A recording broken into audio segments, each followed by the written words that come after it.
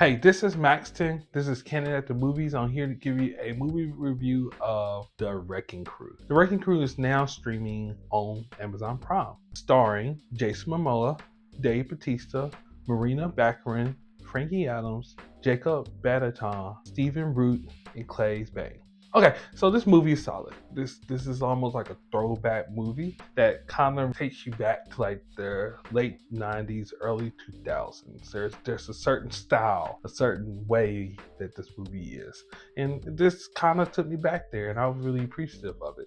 The premise of the story is that Mr. Momoa and Mr. Batista are brothers or half siblings, or it don't matter. Just bear with me. They're there to investigate the murder of their dad. Maybe after, I don't know, their family, their dad or one of their dads, unfortunately was killed, and they're there to investigate it. And as you can tell by the title, they are the Wrecking Crew. I enjoyed this movie for what it was. It's a nice little action thriller.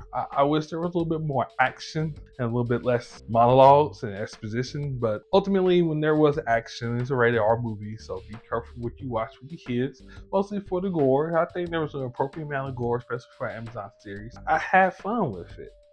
Was there a little too much talking? Yeah. Did it have a few moments where it kind of got a little boring? Yeah. Was the CGI a little rough sometimes?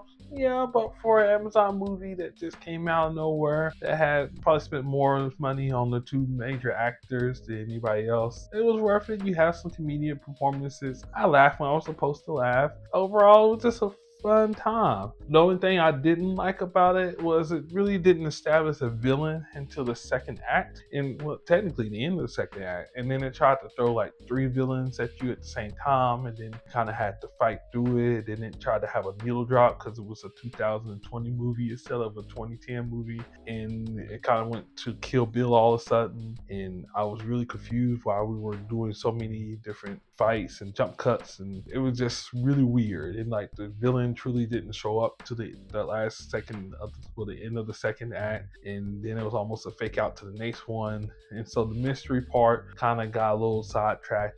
But if you enjoy, let's say, okay, so it had some fighting in the rain. You had the brothers fighting in the rain. Hey, that's fun. It had some crazy stuff you saw in the trailer. Helicopter gunfight. Hey, there was some crazy stuff. You had a couple of fight scenes. Hey, that was even better stuff. So, I mean, this reminds me of like those movies that used to come on TNT and TBS back in the day, when you were just sitting there on a Saturday and you kind of get sucked into it and you're like, oh, that's kind of cool. And then you go out, walk around, come back and get sucked back into it again. This is the kind of movie that this is. So if you like those kind of movies, give this a watch. I do think that Mr. Bautista, Mr. Momoa did a great job of showing a bond, a friendship that, or even a brotherhood, that was really, really cool to just see go across the board. They actually like to pick on each other, rib each other, and it was fun to see it. My wife gave it, Tanisha gave it a C. I'll give it a C minus. I need Jason Momoa to learn how to fight. He was comedic relief, but I need him to learn how to fight because he did get beat up quite a few times. But overall, go watch it. If you have it for Fallout, or if you got The Boys, you want to have something that's not as gory as The Boys, or something that has a little more action than Fallout, watch this thing. You will have a great time. Once again, like, share, comment, and subscribe. This is Maxton, and I am out.